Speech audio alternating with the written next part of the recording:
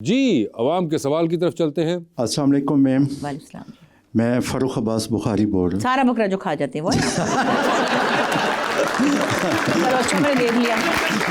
Ma'am अगर 50-50 वापस आ जाए तो क्या वो पहली जैसी कामयाबी हासिल कर सकते हैं? मेरा ख्याल है जो चीज़ें पहले हो चुकी होती है ना वो एक वक्त में होती हैं, दोबारा उस तरह से नहीं लगता। वो कोशिश की थी एक दफ़ा बीच में टीवी पे, शायद उसके 5-7 साल बाद वो वैसा नहीं हो सका। ऐसे ही आंगन टेढ़ा की भी कोशिश की थी, तन्हाइयाँ की भी कोशिश की थी, अनकही की भी कोशिश की थी, गज़नफ़र ने बनाई थी। वो एक टाइम होता है हर चीज़ का। वो मसाइल तो खैर हमारे वहीं के वहीं हैं, लेकिन आई थिंक वो वैसी पजीराई नहीं मिलेगी। एक तो वो लोग चले ही गए दोनों तीन। बिल्कुल, और मुझे लगता है कि वो लेवल ऑफ हार्ड वर्क नहीं मिलेगा। ये जिन प्रोग्राम्स का आपने 50-50 का आपने जिक्र किया, 50-50 जिस तरह बनता था, आप वो तो देखिए, कभी वो उसके बारे में कोई बात नहीं करता कि वो बनता था। वो जो लोग थे उसमें, चाहे अल्लाह जन्नत नसीब करे, तारा साहब थे, माजिद जहांगीर साहब थे, शुएब, ये लोग सब मिलके, शुएब मंसूर आप कहाँ से अनवर साहब भी थे उसमें, शुएब मंसूर साहब अभी भी हैं, मगर माशाल्लाह शुएब साहब ने जिस तरह वो किया था उस जमाने में, वो आपके पास है ही नहीं। मैं तो तब इस्लामाबाद में थी जब वो शुरू हुआ।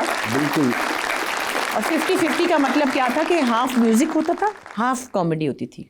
उसका नाम यूँ रखा था। तो मैंने उसमें गाना गाया था, मतलब मैं शादी से पहले उसमें गाना गाने गई थी। उसके बाद जब हम कराची शिफ्ट हुए तो चलो मैंने 2-3 चीज़ें उनकी कर ली। मैंने सुना यही कि जब इन्होंने शुरू किया था तो वहाँ पे एक जगह हसन स्क्वायर पे होटल थे ना, ये सारी रात बैठ के वहाँ पे ये सोचते थे सब मिलके। जी, चौक पे नीचे बैठते थे ये सुबह 6-6 बजे तक। अभी भी अशरफ खान साहब के किस्से हैं, आप वो आपको बता सकते हैं किस्से कि जिस तरह करते थे। तो कौन करेगा अब ऐसा हार्डवर्क भाई?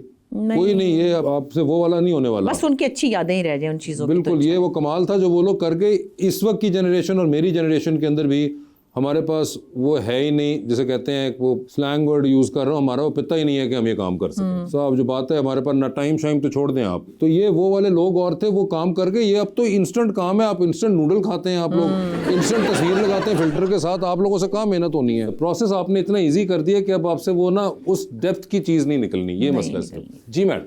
अस्सलाम वालेकुम, मेरा नाम स्नेहा है। मैम मेरा क्वेश्चन आपसे ये है कि अगर आपको किसी सियासतदान की मिमिक्री करनी हो तो किसकी करेंगी? आप कोई है आजकल मार्केट में? नहीं, मुझे नहीं लगता कि कोई ऐसा मेरे सामने आया हो जिसकी मैंने कॉपी कभी की हो या मैंने कभी सोचा हो। I don't think so. कभी नहीं, कभी भी नहीं। कोई इस वक्त पॉलिटिशियन नहीं? इस वक्त क्या, उस वक्त भी मैंने कभी की ही नहीं कॉपी। उस वक्त नहीं थी पॉलिटिशियन? नहीं इंटरेस्ट करते थे इतने? नहीं, कुछ नहीं खास नहीं। बेनज़ीर थी, अल्लाह उनको जन्नत नसीब करे। उनके बोलने का स्टाइल ज़रा डिफरेंट था, उर्दू भी उनकी ज़रा ऐसी थी, लेकिन मैंने कुछ किया ही नहीं इस बारे में। पता नहीं, मुझे लगता है कि मैं शायद कच्चे काम को हाथ नहीं डालती थी, क्योंकि मुझे नहीं लगता था कि मैं बिल्कुल एक्यूरेट कर पाऊँगी। अगर मैंने कहीं सोचा भी हुआ तो मुझे नहीं लगता कि मैं वो कर पाती। तो वही काम करना चाहिए जो आपको लगे कि कहीं मेरे हाथ में है इसका कुछ आने, मतलब यही तो फ़र्क है सारा का सारा। आपको हर काम करना चाहिए। नहीं, हर काम कैसे? क्योंकि मुझे एक ज़माने में, मैं आपको बता रही हूँ कि जब ये मैंने 4-5 लोगों की पैरोडीज की, तब उस वक्त तक पाकिस्तान में कभी किसी ने की थी। ये बड़ा यूनिक सा काम था और इसके लिए मुझे ही उन्होंने बड़ी मुश्किल से कन्विंस किया। तो खैर वो हो गया, क्योंकि I was never funny looking. मुझे I had to create fun by doing something, या ऐड करना पड़ता था। फिर बाद में मुझे 2-3 लोगों का और भी उन्होंने कहा, मैंने कहा नहीं करना मुझे, मैं बेवकूफ़ नहीं हूँ कि मैं ये किए जाऊँ, बस हो गया जो होना था। फिर कुछ दिन बाद मैंने सोचा मैं एक ट्रेंड को कॉपी करती हूँ, और वो मैंने पहला रैप सॉन्ग गाया था लड़का बन के। बिल्कुल, इट्स माई लाइफ। और लिखा भी था कि मैं नहाऊँ ना नहाऊँ, मैं कल तो नहाया था, मैं आज को नहाऊँ। फनी था वो। तो मैं उसमें एज अ बॉय मैंने वो एक ट्रेंड को, ये तो उस वक्त यंग बॉय थे, नहाते भी नहीं थे, इनको मज़ा आया होगा ना बहुत।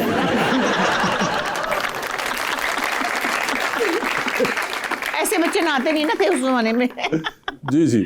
तो वो मैंने किया था, लेकिन ये भी मुझे डर होता है, मैं ज़्यादा एक चीज़ को चिपकती नहीं हूँ। अगर मैंने कोई फ़नी काम कर लिया तो मैं फिर उसके बाद सीरियस की तरफ चली जाती हूँ, फिर बीच में गाने लग जाती हूँ। मुझे छाप लगने से बहुत डर लगता था। और बात है कि मेरा कॉमिक काम जो है उसका इम्पैक्ट ज़्यादा स्ट्रॉन्ग होता है, लेकिन मैं बीच में साथ साथ शुरू से ही सब कुछ करती रही। फ़नी भी करती रही, सीरियस भी करती रही, गाना भी गाती रही। मैंने भी PTV पे 50-60 गाने तो हैं जो भी यूट्यूब पे भी पढ़े। मैं कहती हैं ये भी मैंने गाया था, भूल गई। तो उस वजह से ना मैं एक चीज़ को बार बार नहीं करती, क्योंकि जब मैंने रैप सॉन्ग की पूरी एल्बम की, वो सोल्ड आउट हो गई। वो मेरे पास कैसेट वाले फिर आए, मैंने कहा बस अब नहीं करना। अभी इस वक्त मुझे करोड़ों रुपये दे, मैं किसी की कॉपी नहीं करूँगी, क्योंकि मैंने कर लिया था जो करना है, बार बार नहीं करूँगी।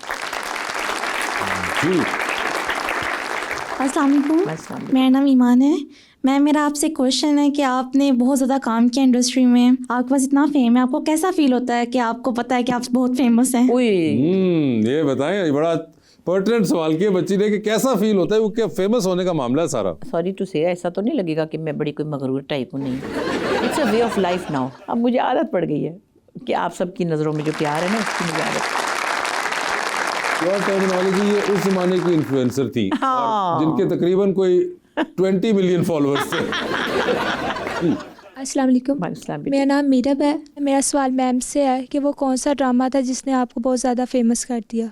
बार बार ये है मेरे ख्याल से बार बहुत से एक्चुअली कोई ड्रामे ना होंगे। कहते हैं फेवरेट, तो मैं कहती हूँ हर फेवरेट 10 साल बाद बदल जाता है, फिर मुड़ के देखते कहते हैं, ओह ये इससे बेहतर नहीं है, वो कम था, ये अब बेहतर है। घर घर मकबूल वाला तो आई थिंक आंगन टेढ़ा से अगर आप स्टार्ट वही है, सायमा चौधरी ही नहीं लमान मतलब वो तो आखिरी उसमें मैं कहता हूँ स्टार्टिंग आंगन टेढ़ा, फिर उसके बाद फिर कहीं आप आंगन स्टूडियो टेढ़ा, ढाई और उन बिजली- चीजों में बिजली बिजली हो जो बनी गई, थी, फिर फिर उसके जाके ये इस पिछले जो इन जनरेशन के सामने आया 15 वो I साल think पहले। हाँ वो 15 साल वो सायमा सायमा चौधरी से हो चौधरी, गया। ये इतना, मैं तो बाहर भी जब जाती तो लोग सायमा चौधरी अभी तक बोलते रहते हैं और वो चलते भी हैं उसके क्लिप। तो वो फेवरेट तो मैं जैसे मैं इस प्ले, मैंने आपको तस्वीर जो दिखाई, अब मेरा इंतजार कर रही है, मेरा बड़ा अच्छा प्ले था। फिर मेरे लिखे हुए प्लेज, मेरे 10 से 11 सीरियल लिखे हुए हैं और वो संजीदा ही थे, सिंगल प्ले थे, फनी। वो ड्रामे मेरे संजीदा थे, फनी नहीं थे। 2 तो ऐसे कि मैं बहुत उन पे I think I can be proud of them. एक कुछ दिल ने कहा मेरा सीरियल था, जिसमें कंवलजीत साहब थे जी आपके जी साथ। जी, जावेद और कंवलजीत सिंह थे और उसकी बड़ी वो भी तारीफ़ें करते हैं कि आपके डायलॉग में भूलता नहीं हूँ वगैरह वगैरह।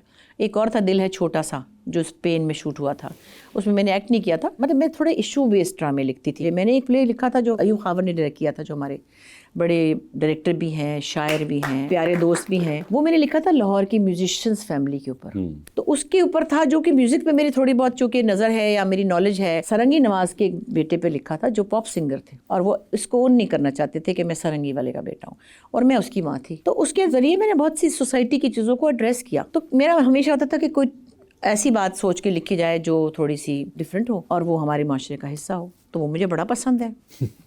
जी सवाल मैं पूछ सकती हूँ जी आपसे? पूछिए। आप इतनी खुशियाँ फैलाती हैं, ठीक है, माशाल्लाह से सारे लोग जैसे आपको देखते हैं खुश हो जाते हैं। पर्सनली आपको क्या चीज़ से खुशी मिलती है? मुझे खुशी मिलती है अपने बच्चों के साथ, अपने बच्चों के साथ, और मुझे म्यूज़िक से बहुत खुशी मिलती है और दोस्तों के साथ खूब बड़े मज़े करती हूँ मैं ये। लेकिन एक बात हम सबको समझनी है, चाहे हमारी कोई भी एज है, जो कुछ आपके पास है ना, आप उसको अगर गिनने लगेंगे, इतने में गिन लें कि ये हाथ चल रहे हैं, मैं आपको देख रही हूँ, मेरा जो दिल चाहता है मैं पहन रही हूँ। ठीक है, मुश्किलें हैं, बिजली का बहुत मुसीबत है, लेकिन हम जिंदा हैं, हाथ पैर चल रहे हैं, हम ये देख रहे हैं, हमें गर्मी लग रही है, हम पंखा चल रहे हैं। ये जो कुछ आपके पास है ना, बस इसको आप काफ़ी जानें और फिर थोड़ा सा अपने आप को संभालें कि ये बहुत मुश्किलें हैं, लेकिन हमने इसके अंदर पॉजिटिविटी कैसे सोचनी है। मैं ऐसी बातें नहीं करी कि आप इसमें कहें कि जी कोई मसला नहीं, मसले हैं। जिसकी अम्मा बीमार है, जिसकी बच्ची बीमार है, जिनके पास अस्पताल का बिल नहीं है, वो कैसे किसी के हाथ में 6 लाख का फ़ोन देख के खुश होंगे? बिल्कुल, है ना, रियलिस्टिकली आप सोचें। लेकिन फिर भी हमें बार बार अपने आप को ये बताना पड़ेगा। तो जो चीज़ें हैं हम उन पे शुक्र अदा कर सकते हैं, अल्लाह का बेहद शुक्र है। उससे बड़ी कोई बात ही नहीं है कि हमारे पास सेंसेस हैं, आँखें, नाक, मुंह, दिमाग। अभी मैंने ये कहा मैं उठ के चली जाऊँगी, मैं कहीं पहुँच जाऊँगी, आप उठ के यहाँ से, तो फिर शायद थोड़ा सा आसान हो जाएगा ये बात।